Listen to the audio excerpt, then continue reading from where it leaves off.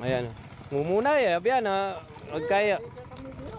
Alayang marabilan o niyang halos parehas. Oo, yapi na rin. Nani sa bentan di ka tatang mo. Amulang ka talaga. Dani na yan. Dante na. Ikay Dante. Oh, Dante.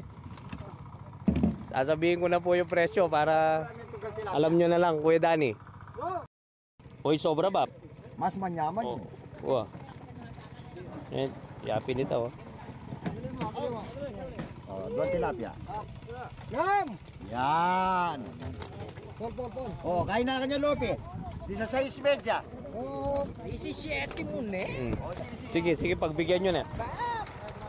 Pagbigyan nyo na. Pante, galit sa atin si ano, Kaperde.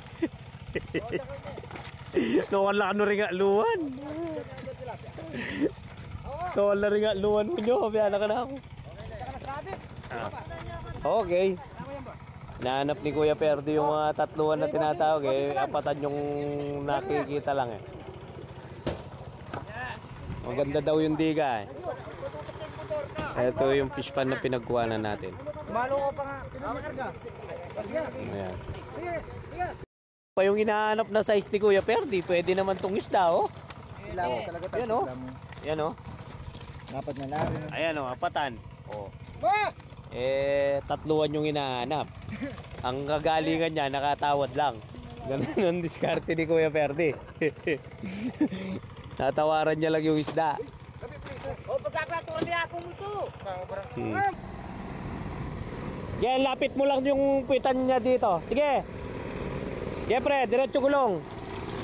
Yan, para makapagpwesto na tayo. Sige, yan. Yun. Yan.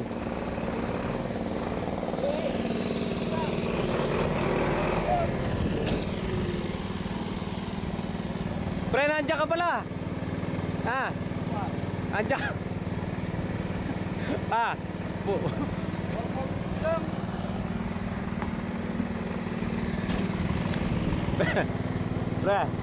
Pre, minsan lang dumiskarte, sablay pa. Sablay pa. Ah.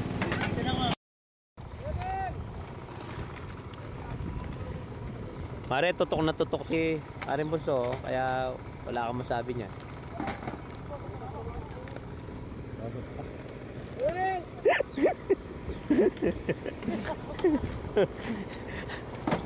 Madam, masarap yung kape.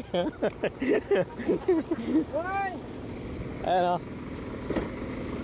John, marami yung nagpwesto ko na naman sa pahirapan, Johnny. Laging nakapwesto sa pabigatan trabaho to. Tol, gusto mo lagi sa ilalim ng akasya, no? Bukas dito mo'y pwesto para hindi nakabilad, no pre? Ayan, ganun lang gawin natin para makapag ano na tayo. Go, go, go.